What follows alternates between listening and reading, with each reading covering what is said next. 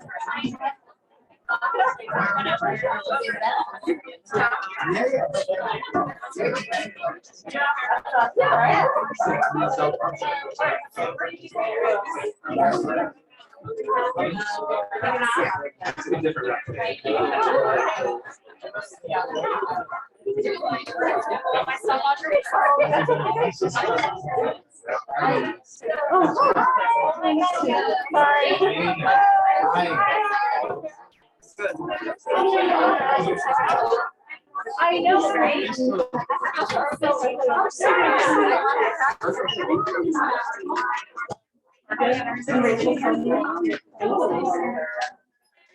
Started in just a minute, so find your seats and get comfortable.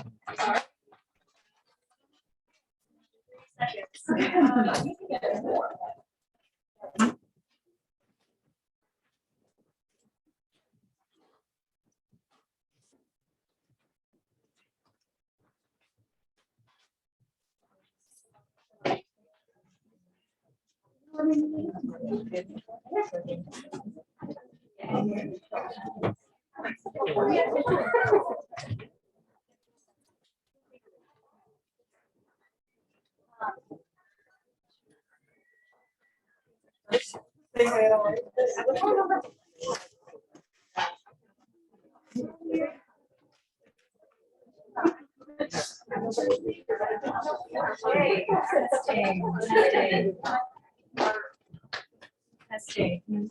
Yeah. All right. Hi, everybody. So wonderful to see you all here tonight. Good evening and welcome to Greenlight bookstore on Fulton Street. We are thrilled to host tonight's event with Elaine Hsieh Chou launching her new debut novel, Disorientation. She will be talking with Larissa Pham, so you're in for an excellent evening. Before I turn things over to them, just a couple of housekeeping reminders. It's been a long time since we've all done this here together. Do ask that everyone keep their masks on for the entirety of the time at the store this evening. Please turn off or silence your cell phones. For those of you joining via the live stream tonight, welcome. Please feel free to comment in the chat and to ask any questions for the author using the Q&A option in your Zoom window. Greenlight staff will read some of your questions aloud as part of our audience Q&A later this evening. We are recording this event via Zoom, so if it turns out well, we'll share it on our YouTube channel and other social media platforms as well. And most importantly, don't forget to buy the book if you haven't already. If you purchased a book bundle with your ticket, thank you so much. If you're here in person, hopefully you collected your copy at the door. And if you're joining us remotely, your book will either be shipped to you or held at the bookstore location of your choice.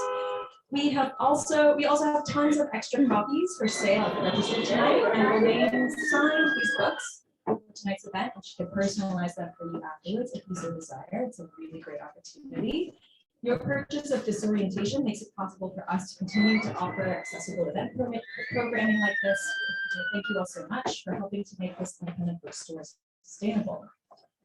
Our interviewer tonight for this evening is Larissa Pham. Pham is an artist and writer in Brooklyn.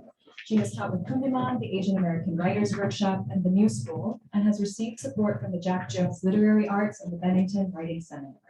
She is the author of Fantasian, a novella, and the essay collection Pop Song, a 2021 finalist for the National Book Critics Circle John Leonard Prize.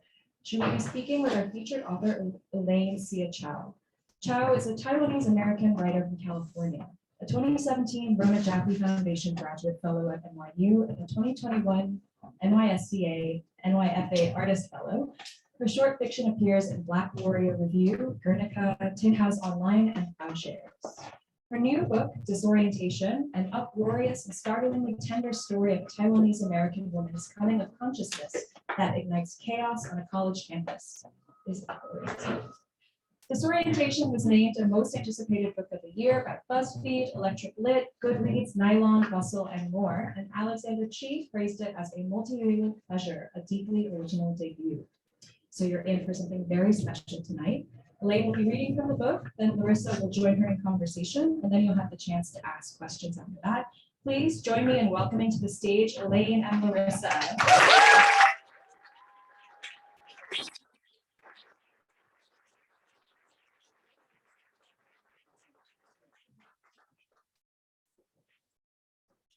Oh.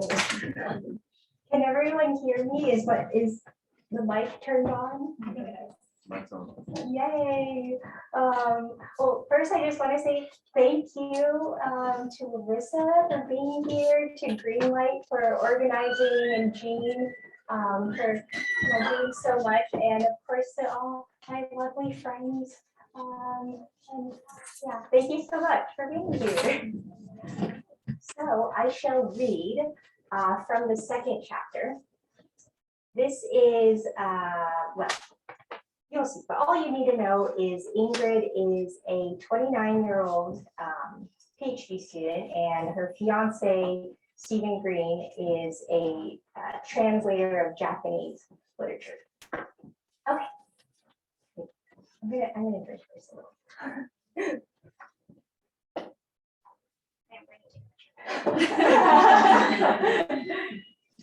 Okay. Ingrid and her fiance lived in a 2-bedroom apartment in Barnes's graduate housing to the south of campus. The living room carpet bore a suspicious pink stain, the radiators clanked, and the walls were unseasonably thin, but it was subsidized and in walking distance of the university.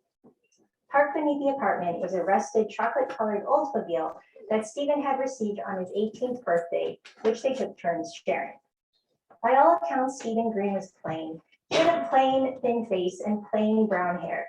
He wore plain glasses and preferred plain clothes paired with plain and patterned socks.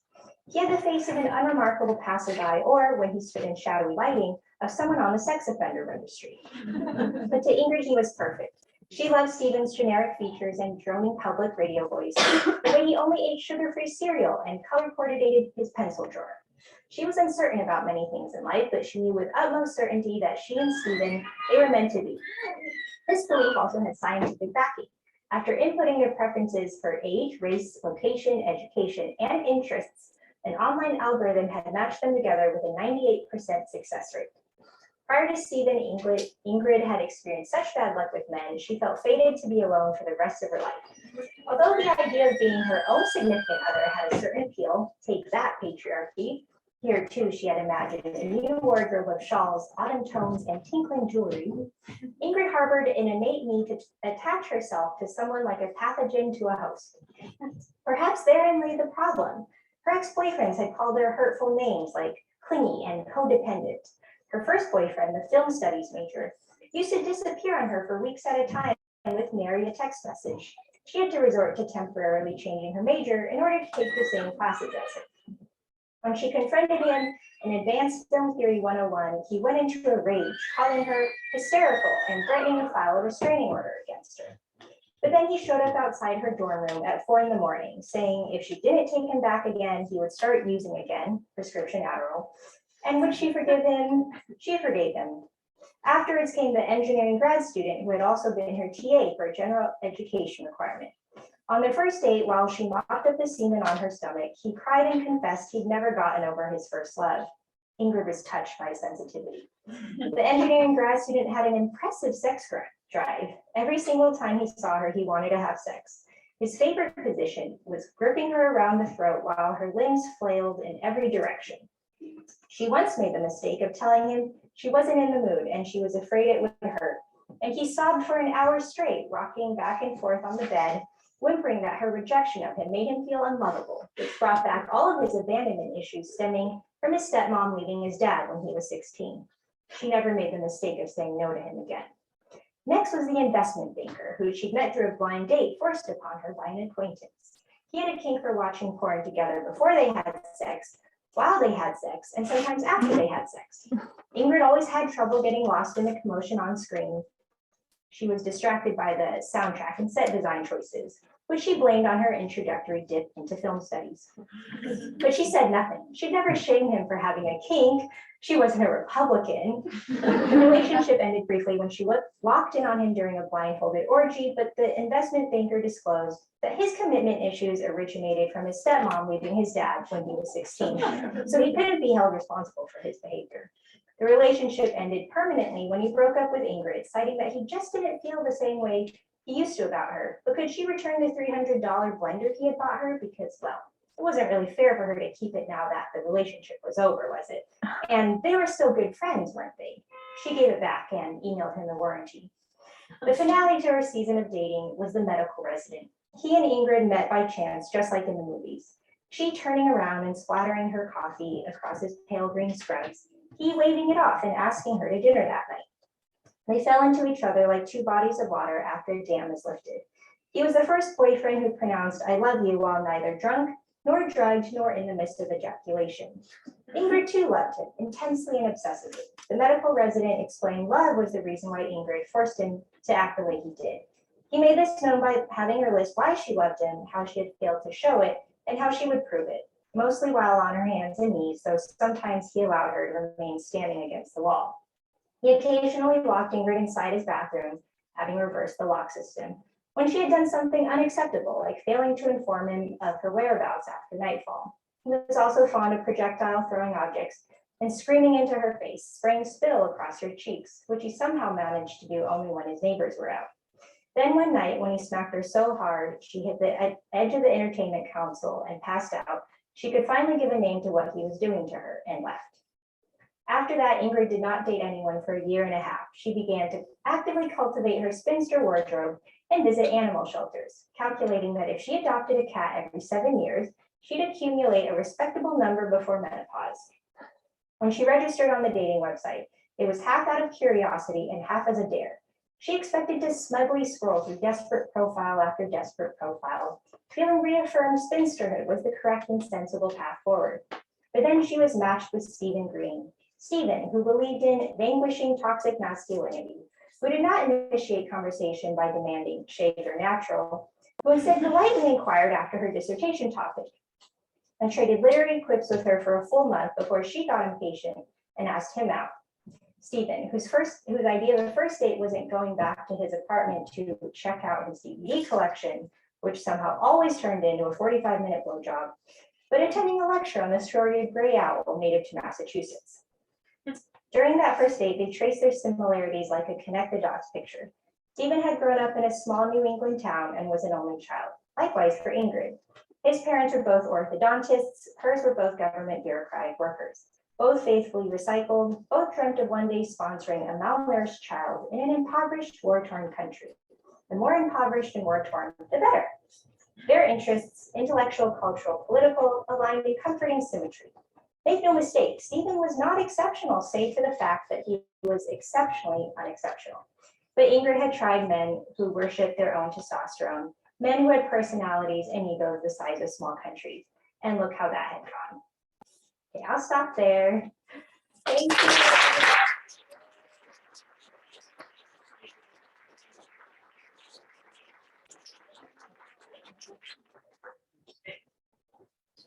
Good. Yeah. Thank you so much for reading that section. I actually in the back like what you can read from. And I'm going to read the section with the boyfriends, which I feel like kind of leads me to my first. Oh my gosh. My first question of the night, which is how does rage inform this book for you? I also read your essay in the cup this morning, which is kind of all about this phenomenon. So we just speak to that. Yeah, thank you, Larissa. Yeah, I had a lot of rage writing this book, and I think rage that compelled me to write the book. I was really mad about, I'm like, where do I even start? Okay, let's take Stephen, right? So Yeah. Stephen, I feel, hopefully not to give away too much, is just, I think, the new reincarnation of the fuckboy as the outlet boy or the soft boy, and he just gets away with murder because he's abusive and he's manipulative, but he's like, I write poetry, so I'm sensitive and I'm not an abuser. So I think I was angry at that, and more generally, like speaking to the book's themes, I had a lot of just anger at how Asian people in general had been portrayed. And I think like all of us who've gone through the American education system have had to, we're force fed like the most problematic books that were revered as classics, where we are just shit. We are either like not even visible, but who's read The Quiet American? Oh, Graham Greene. Okay. Some. Well, we are this. The whole book is like, oh, these two colonizers are fighting over this one 18-year-old Vietnamese girl, and she is almost mute and is described as a child. That the only thing she does is have sex. Like she just lays down whenever they want, and then she like colors, and is just mute. And yeah, so books like that, and even, Memoirs of a Geisha, which is so adored. The Story That Won't Die, Madame Butterfly, which just is, on Broadway as Miss Saigon. Yeah. Which is just like, it just keeps getting worse. I'm like, are they gonna be fucking like the next Miss whatever, but at Mars, they're just they just won't let this story die. So It keeps like traveling across. Exactly. Inaccurately. Right. They're like, let's just change it. Yep. Let's skip let's just take a new Asian country and put this story in. So I had a lot of anger towards that, and was like, I'm gonna write against them. I'm gonna be the one who has control. And I get to make fun of them because I feel like I have been at their mercy, that they got to make me into, like a mute child sex doll, or just completely invisible, and I was like, I'm gonna do that to you. So I fully support writing with rage and revenge. I think it's honorable. I don't know, I'm like, justice. So I mean, I think like a theme in the book, and also just in what you're talking about now, is like a history of like white, usually male representations of like Asian culture and Asian women specifically, and like that sort of narrative being taken away from the people who are supposed to be at the center, which I feel like features in this text in like a number of different ways, especially in the academy. And so for those who haven't read the book, like it is set like on a college campus, and Ingrid is a graduate student, and she's in the East Asian Studies department, which is its own can of worms, and the head of the department is a white man. about your decision to set it like on a campus and like with a new copy? Well, part of it is I had recently quit my PhD program when I started writing fiction again. So I think part of it was I was like, oh, I know this territory. I, just exited this terrible. What Not always. department were you in? I was in English lit. Yeah. Okay. So So you were the not in department. studies. No. Thankfully. Yeah, that ended up just working well for the plot. But I was in the department English. Wish she was wanted to be in. Yeah. But so I think there was that, and I when I very, very first started thinking about the novel, it was I knew it would be, it was going to be about sexual assault. Do you remember the student at Columbia who was raped and carried her mattress around for a year? Yes, I was so struck by that. I just remember feeling so sad, but also like proud. And I was just like, that is so courageous, that she was like, you want to invisibilize my pain. She's like out. Yeah, and she made like a huge statement about it, and she I thought was like my favorite part of that performance was like that it was like a heavy thing, like you're carrying like this XL twin door mattress, but if she got too tired, her friend, I'm cheering up, her friends would help her carry it, and I just thought that was like a very beautiful spot. Yes, sure. yeah, absolutely. You said it so well. I'll just let you. Can you just finish my sentence? Exactly. So I was so struck by that, and Ingrid was going to be this professor where there was this huge sexual assault case, and there were like 2 boys involved, and she was the teacher. And so I remember it was all that. The novel was like very somber, very serious. And then I read about Michael Derrick Hudson, who about that. in 2015 wrote this very mediocre poem with Chinese mythology in it, and I think he submitted it maybe 9 times, like a very small amount of times, and it got rejected. And he was like, the problem is I'm white, and that's not in anymore, so I will just change my name to Yi-Fen Chou, spelled like Chou. And he submitted it to a diversity issue of an anthology, which is specifically written on the guidelines, like this is for POC, and he was like, check, that's me. Now I am. And then that was it. And Jenny Zhang's article on that. I mean, I again just blown away by the audacity. It struck me so much. I was angry, like so many Asian Americans, but especially with my last name, which sadly I hated as a kid because my friends, loosely, we'll say friends, would make fun of me for it. And I was like, why? I have a normal first name. Why is my last name, this weird, that gives them a chance to make fun of me? I hate it. Why aren't I a Smith or something? You can't make fun of Smith.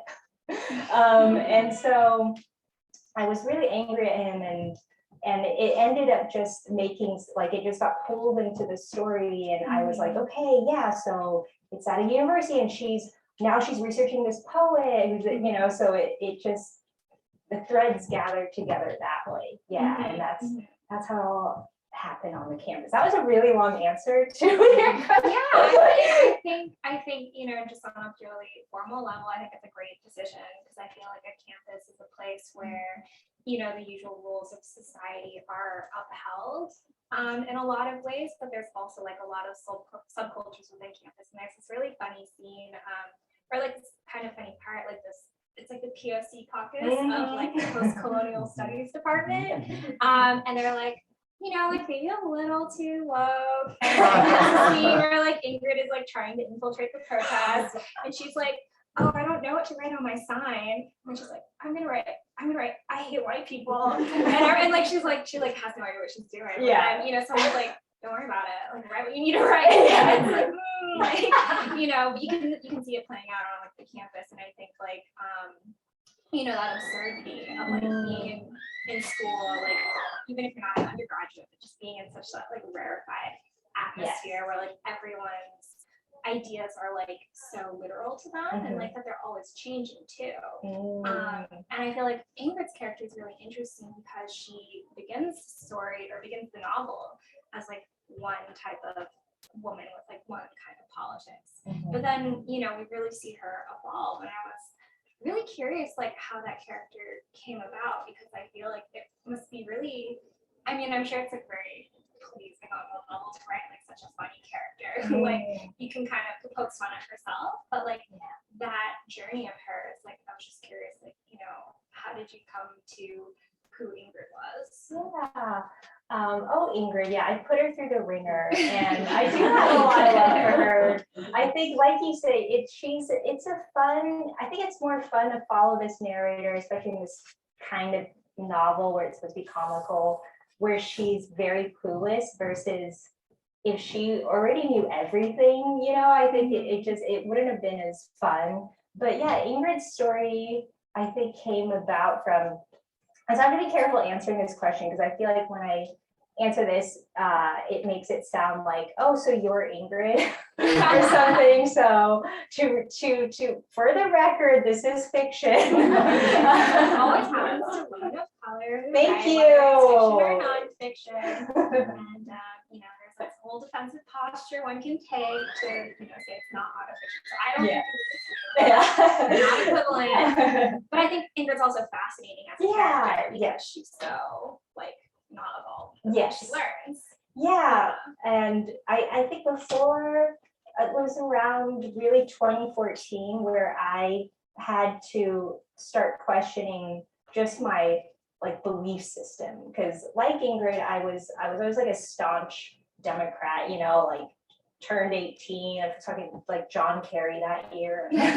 Voted for, was like doing the polls and trying to get people to vote for John Kerry. So I was always like, racism is bad, homophobia is bad. Like I was just trying to do that, I guess, very moderate Democrat, but I hadn't questioned things fully in ways in which I had been complicit. And then when I moved to Paris in 2014, this was right when Ferguson was happening, and there was so much rage and so much me and friends and people, we met just on the internet and we came together and we put this protest together for Mike Brown and also Eric Garner. And I just had so much catching up to do. I remember being in the room where I was the only non-Black person, and I was just like, oh my God, this is what it feels like to be white. I am terrified of opening my and then I was like, oh no, probably white people just feel super comfortable. They're just like, this is my space. But I was like, oh, okay, got Angela David, okay, reading that next. Okay, and then I hear like another name, oh, okay, right, going to go read that. Like I just felt I had a lot of catching up to do in terms of what is institutionalized racism and the ways Asians and East Asians in particular have propagated anti-Blackness and held it up, and which is her, helped that along. And all of this was new to me. I mean, I don't want to speak for everyone, a lot of people. I do feel like for Asian Americans, maybe it was around that time that we really started to have these conversations that I think like the Black community had since the 60s and beyond, and they were like, oh, finally, you know, or, but for me, I had a lot of catching up to. So I was fascinated by that journey of not like, oh, Ingrid is this hardcore Republican conservative and she undergoes this change. No, she thinks she is doing everything right? She's like, I vote blue, I'm against these things, but it's like, she hasn't questioned her.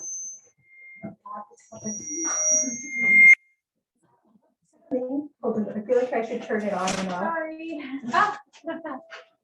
Okay, we're gonna. Okay. Is that okay? Yeah. So. I'm so sorry. That was Okay. You sound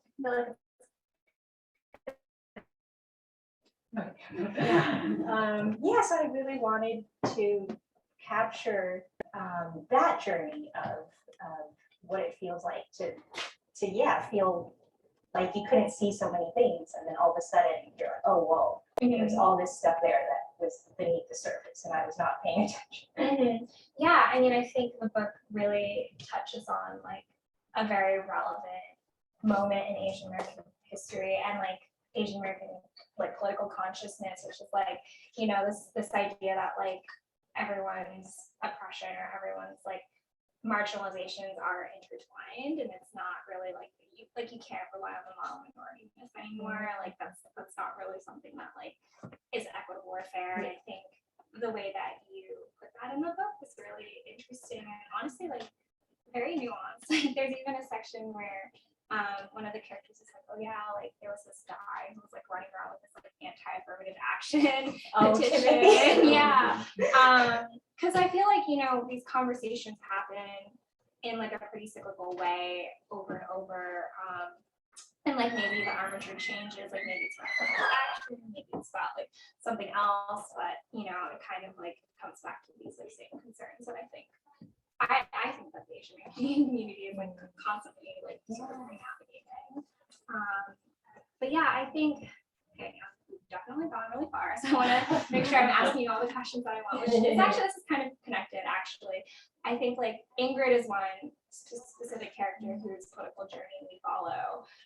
But I also wanted to ask about the other Asian characters in the book because I noticed in a really kind of like beautiful but also funny way that you write across like cultural and ethnic difference too. So like Vivian Bo, like the nemesis, who is also like the locust character, is specifically Southeast Asian. She's Vietnamese, and I was like, that seems like a really good decision because like as a Vietnamese person, I remember being like really annoyed about like East Asian, like kind of like supremacy back in the day. So I was like, it makes sense that she would be in like Coco and all of that. But I was curious about like the other, like how you conceived of these other characters. And yeah, like maybe how you saw them just like functioning in the novel. Yeah. That's cool. I love that you were like, yeah. Also to me, I was like, of course, Vivian has to be, I think, yeah, South Asian or Southeast Asian, because a lot of when I was still learning and stuff, I also had to confront like all the ways East Asians take up so much space and really just sort of gear the narrative towards ourselves and like things that we struggle with and then literally don't help like other issues, or we'll be like, oh, upward mobility, but it's like, okay, but the Hmong community is like the, you know, one of the poorest in America. So yeah, I think I was like, Vivian, oh no, it's happening again. Why does it keep happening? I wonder if it's I'm gonna take this out. I just feel Okay, like I'll take it it's- out of mine too. I'm gonna leave it here. Yes, okay, Okay. okay, let's hope that helps. Technology. Yeah, I think, you know, maybe when I started the novel, it felt like safer. Or was it just off now? No, you're good. Okay. It felt safer to maybe base all the characters on people like me, I guess, if that made, like, I don't know, but then it just didn't make sense in terms of the people in my life. Like the friends in my life are Vietnamese and Korean and Japanese and Indian. Like there's so many Asians in my life, which I love, and it felt normal and right to include that and just write towards my reality. And I did want to be very careful and you know, ask my beta readers to like, please tell me if I fuck up and be brutal, you know, brutally honest with me, and constantly knowing that I still will always have, you know, things I need to learn and unlearn. And but yeah, it was really important to me to show just the reality of all these different kinds of Asians in my life. And I think in the beginning, while it might have made me more like nervous, like, oh, can I write this character? I think especially with Vivian, because I had been like her in a lot of ways, that I was, you know, like circa 2016, you guys could just find me on Facebook, like scolding other Asians. Like that's what I was just like, do go to front your own go do some like self. So I just feel because that world was familiar to me, I was like, I feel like I could try to write about it. And yeah, like certain, like John Lee, you know, in Yellow, and The Collective. I love it, Dominique. I think he was really one of the first authors who I just saw writing not just about specific, like a Chinese American family saga, and really just all the characters in the book being just one ethnicity. His characters were, again, like all different kinds of Asians, and I was like, yeah, it just felt suddenly more real, because it was like, yeah, in real life we are in each other's lives, and we have so many of the same concerns, and we want to be together, we want to be friends, and it made sense that like the novel would reflect that. But Yeah. No, I just noticed it, and I mean, I think like, for whatever representation is worth, which might be a lot or a little, it is really nice to just like read a book that has like a lot of different kinds of Asian characters. There's a sense that like, I think, I don't know if it's as prevalent now, but this idea that like Asian identity is like a monolithic thing, or like that all Asians have like the same political goals, which is not really true. And I think it was just great to read a text where like there were like very many different characters who had like different motivations and how they disagreed with each other, which I think in life is also like a very powerful thing. So I also wanted to ask you about like the element of humor and satire. I was really curious if this had always been a funny book, or if like, that kind of satirical element got added in later, perhaps as like, maybe it's a two-part question, but perhaps as like the politics of it began to change. Like how did that come to be? Because you also described it as being a much more somber novel at first, but I would not call it somber at all now. Exactly. Yeah. So like I was meticulously over planning the whole novel, because I was, I'd never written one before, and I'd only written short stories, and like how does one write a novel? Well, I'm true Virgo, will plan everything down to the last detail. And so when I hadn't actually started typing anything out, but was just meticulous planning, it was going to be like this more somber novel, and very serious, and I didn't think of it as satirical or funny. And then when finally I had just had nowhere to run, was like, oh, I need to start writing, I can't just outline for the rest of my life, this voice emerged. I don't know where it came from, but it's not the voice, the third person in that you see here. I wrote 3 versions of the novel, and the first one was also in third person, but the narrator was very snarky. Like one of the comments I would get was, who's the narrator? Because it can't be a third, like an omniscient sort of floaty, it's too opinionated. And I was really angry. And I think writing about things that made me angry head on would have probably been unbearable.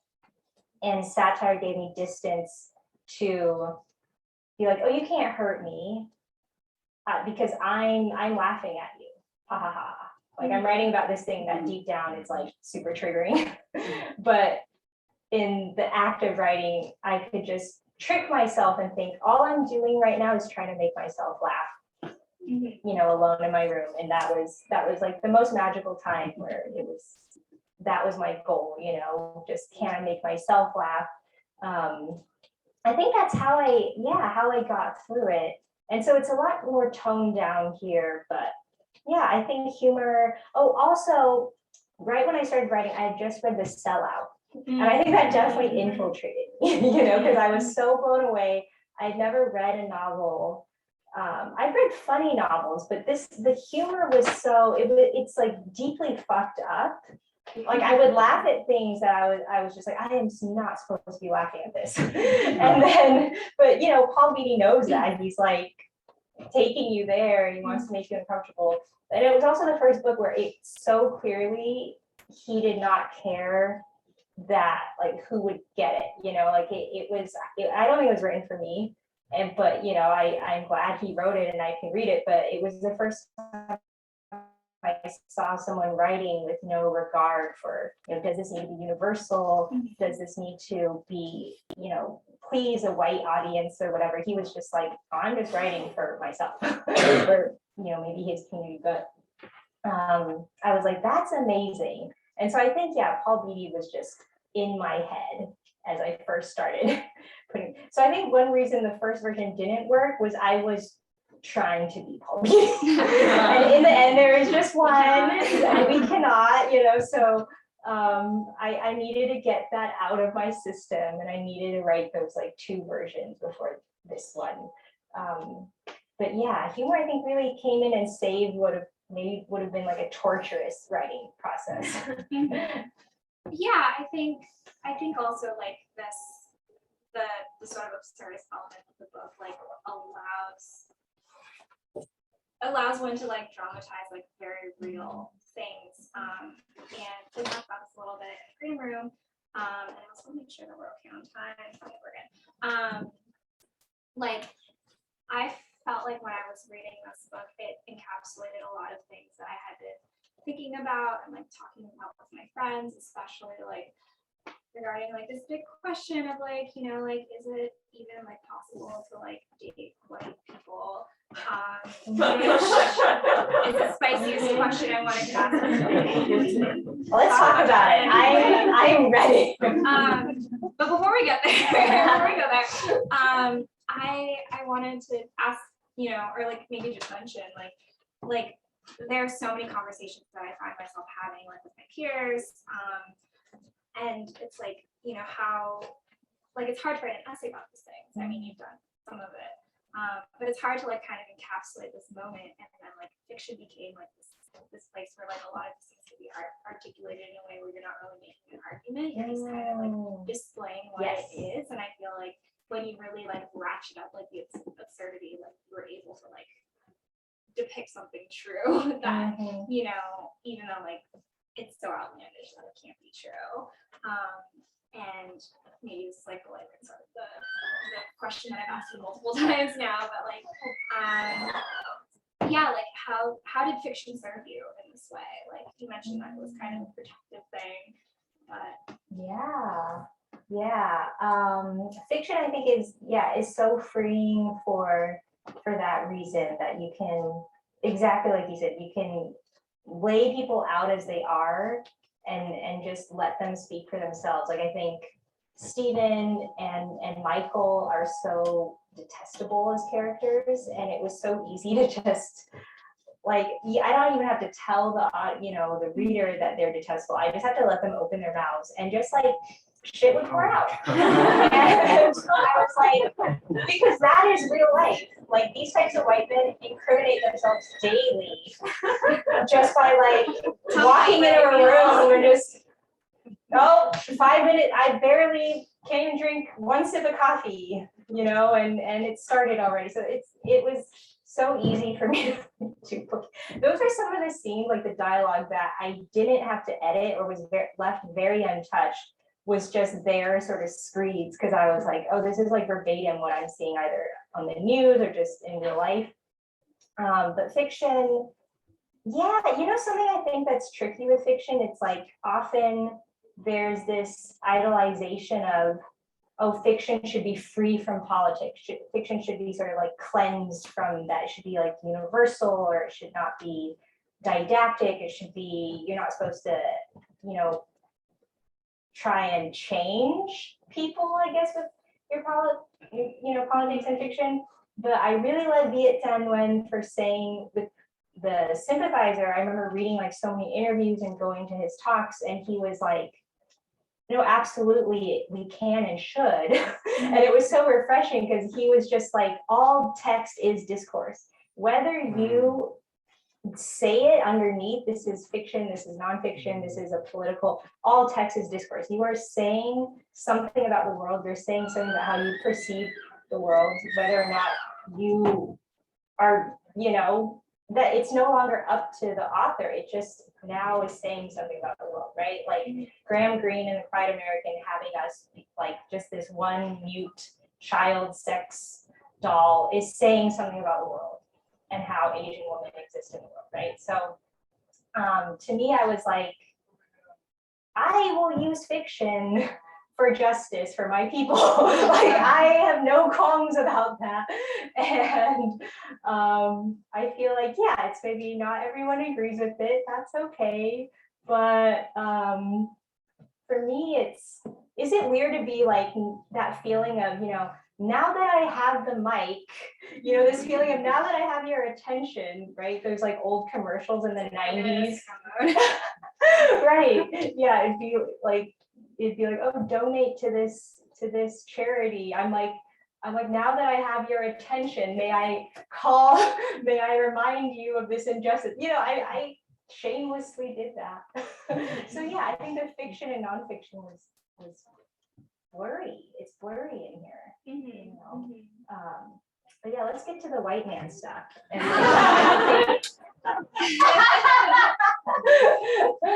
Yeah, I mean, that could be formulated as a question in a number of ways, but maybe the sort of gentle way into it. It's like, what is this question of love? Like in the book, like what Ingrid is looking for when she's like looking for love, and also this like very intractable question that I think is brought up, that she kind of has this realization at the end, like especially in that crazy court you were even seeing. This is not going to make any sense to anyone who hasn't read the book, but like when you get there, you'll know what I'm saying. It's insane. It's really, really good. It's really, really funny. But she arises this question of like, well, how do you ever know if you're being loved for who you are? Yeah. Thank you, Larissa. I feel like not a lot of people can articulate like that exact conundrum, and you did so well. And that was something that I really wanted to explore was, can you, let's start with on the one hand, like, can you knowingly be fetishized and be happy? Can you stay in a relationship knowing full well this, white man that I'm with has exclusively dated Asian women, or has owned, even like just openly says to me, like, I love Asian women. Like, can you stay, right? Like, here's a prize. And can you willingly stay in that relationship and be happy? And I think for a long time in the past, like, Asian women were like, yeah, why is that a problem?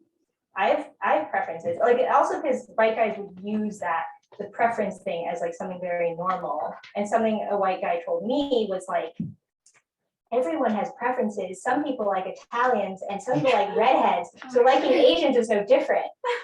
You see the things they come up with, the way they incriminate themselves immediately. So I think that is something, surface level, not surface level, goes very deep, that I think more and more people have to struggle with. It's also like, what if you're already in love, right? What if you've built a life together and then you find out?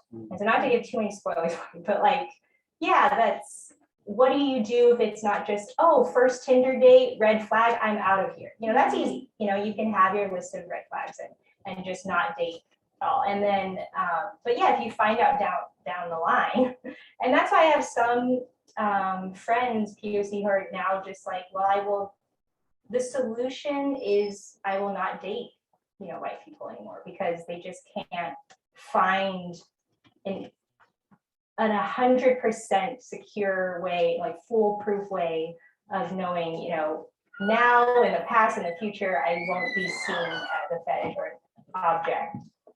And then, I think what you're talking about with Ingrid's, like what she's looking for, like, is it enough? Is it enough for her to be loved?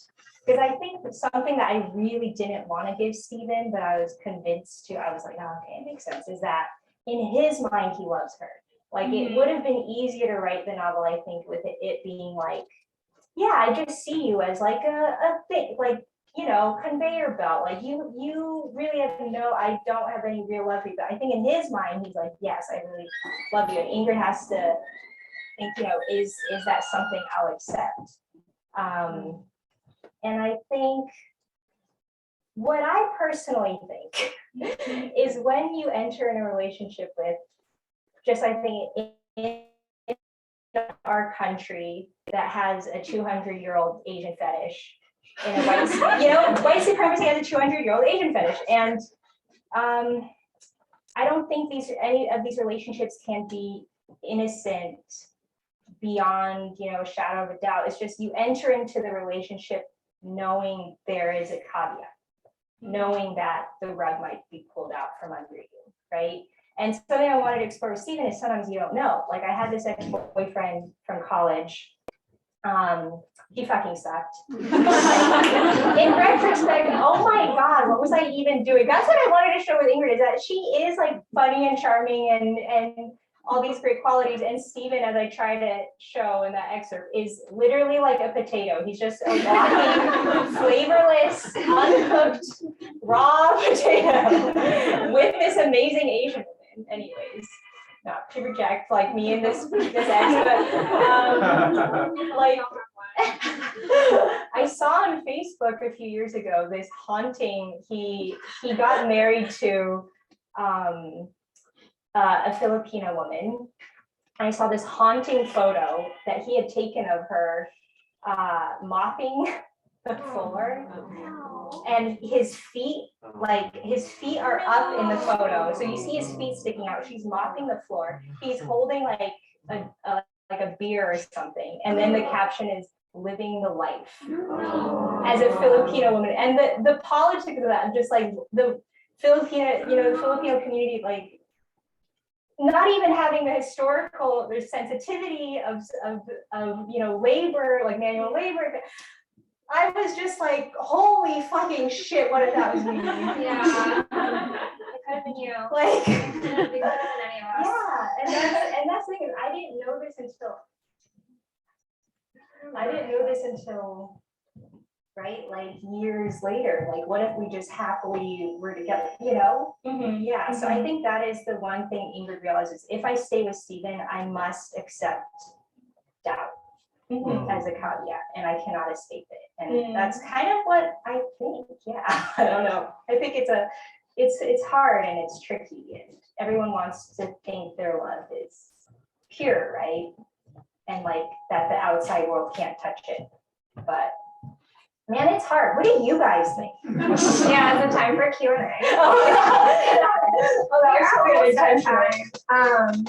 Yeah, I mean, I think, I don't have an answer for that, which I did, but this conversation, because I think when I finished reading the book, and, I think it has like a happy ending. But I was struck by this question of like, well, how do you know? How will you ever know? And I think I've definitely had or like gone through phases in the past where I'm like, well, I just like won't date, or I won't date people, or I won't date white people, or like I won't date men, or whatever. But I feel like those kind of like boundaries that try to like close a circle around like who you can love or who you're going to encounter, who you might love, is not really like, it's never really worked out for me. Like, if you go around and you're like, I'm never gonna fall in love with a white man, of course the first person you're gonna fall in love with is gonna be a white man. It's just gonna happen. Love is Blind season 1. And they're still together.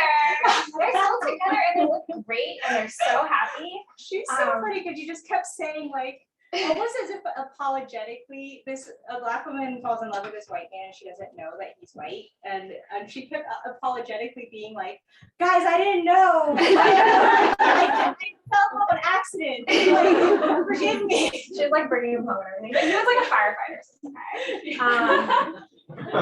it's okay. Yeah, and I guess the other sort of part of that is that like, in every relationship, there is going to be so many different gradients of power, whether it's age or like the particular positions you might occupy in society. Like one person is like, I don't know, high-powered CEO, and the other person's like, I don't want to work ever, or like finances or class.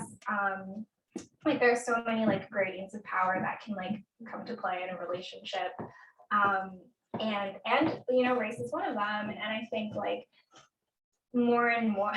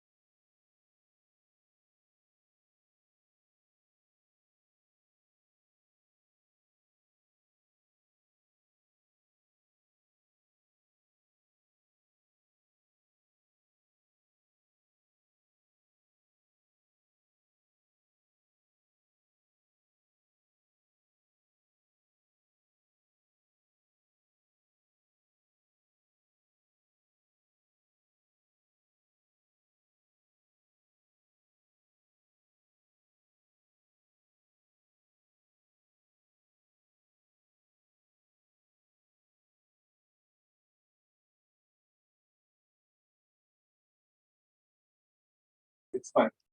While you talk about race. While reading it, I was like, oh, are people gonna get this? Like, I get it. So I feel like I guess that, right? But I was like, but like the people that it's talking to, are they going to get? That's like a question I had a lot while reading it, right? So I don't know, what did that cross your mind while you were sure it did? Yeah, what was that ever a concern for you when writing it, and you ever think like, oh, I should change some things so the people that I want to get this aren't like offended by it? You know, because I was coming off that Paul high, I was like, no, I will not change. I was remember, I mean, yeah, I feel like there'd be little things where I'd be like, oh, should I say like that Japan obsessed person, or should I just say weeaboo? And I was like, clearly the answer is weeaboo.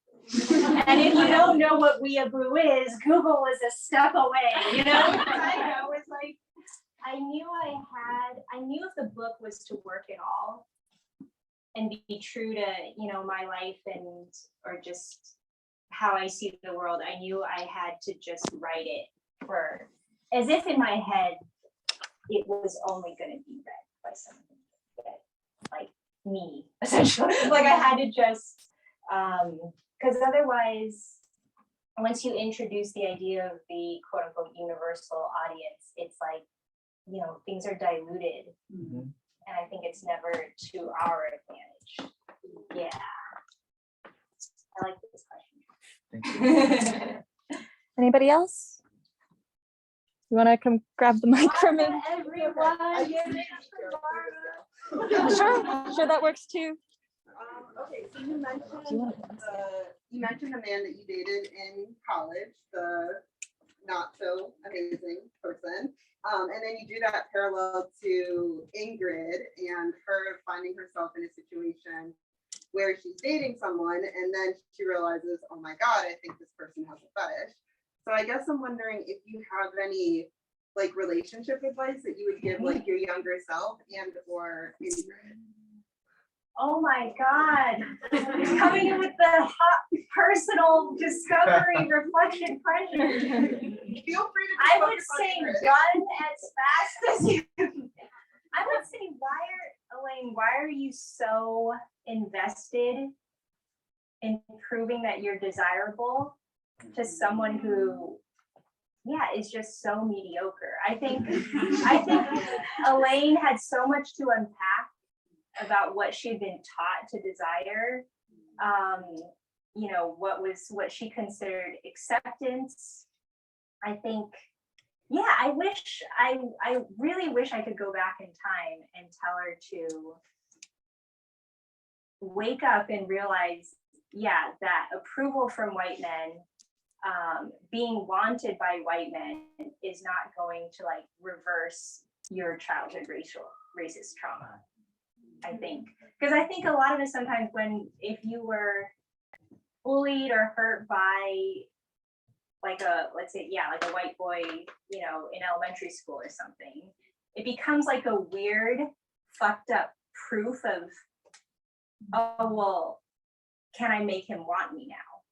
You see what I mean? Like, I think it's so fucked up, but I think it's something that it's like, oh, I've now proven something. Like I've made you want something from me, and not even realizing at that age that's gonna fuck you up, Elaine. You should not give yourself, like, you know, to someone who, like, yeah, 10 years ago, called you like a name or something. I'm not saying that this exact situation happened, but you know what I mean. Just generally, like those types of guys. I think that I was trying to prove something, get something, you know, approval from. Were absolutely like making fun of like the poor Asian girl at the school or something. So yeah, I don't even know how to go back in time without also changing the world. It's like, because if I went back in time in like what, the 80s and 90s, the world wouldn't have changed enough. It's like I would need to like yank her forward into now, which is sad. Yeah. I love that question. Thank you, Margot. I love you. Love you. We have time for one more. Who's it gonna be? And if there are no questions, we can just close it out too. Anybody? Okay, I feel like that was a really full conversation. At 8:30. So give it up one more time.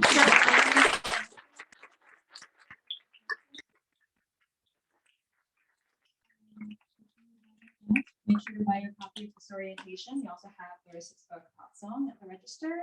If you're tuning in for the live stream, thank you so much. Sorry about all the technical issues to everyone near and far. And thank you guys so much. Have a great evening. Thanks for joining us.